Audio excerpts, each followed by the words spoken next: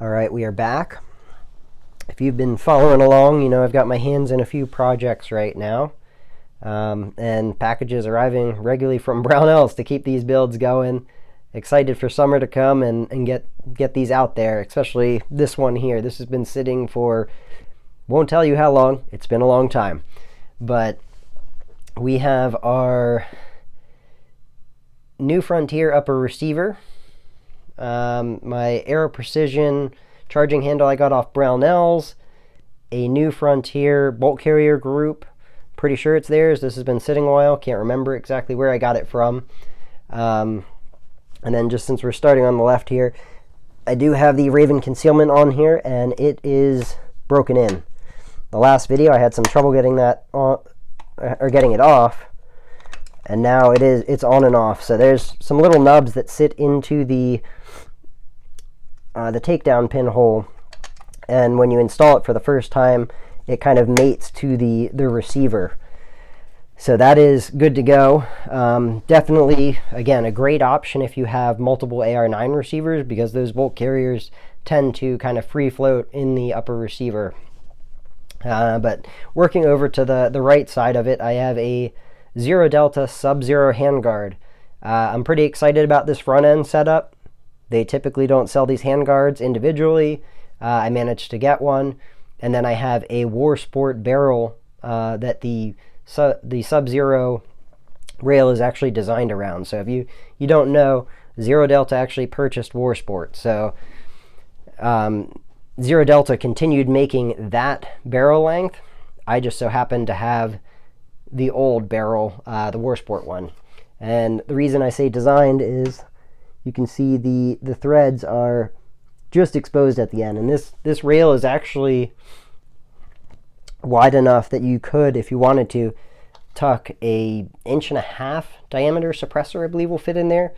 So it's a pretty cool setup. The rail, or the barrel, I believe, is about an 8 3/4 length. I'd have to go back and measure it again because I forgot to take a measuring tape to it when I installed it.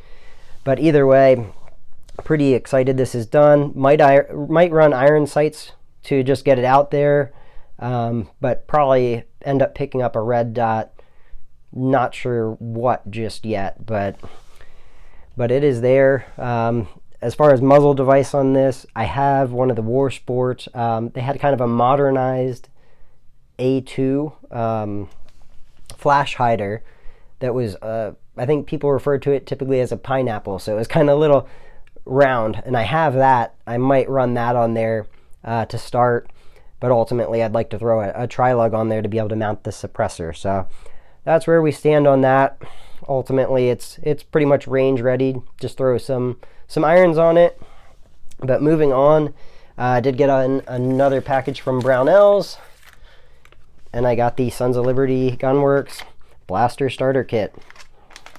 This has the mag release assembly, the buffer retainer pin and spring, bolt catch assembly, takedown pins, springs, detents, and the safety selector springs and detents. So this is going to go on my scalper. I'm very excited to get that build going. That one has been, I've been after one of those lowers for a while, and if you watched a few videos back, I got one. So I'm going to use that. I've got everything else sitting here that I'm going to throw on there. I've got the Geisley SSAX trigger, the government trigger. That's going to go on there. I have a Springco buffer spring that I got from Brownells, the OD Green Geisley buffer tube, and a Magpul ASAP. So the only thing that I'm missing to complete the lower receiver right now is a buffer. And I back ordered the Sons of Liberty Gunworks H2 buffer off of Brownells.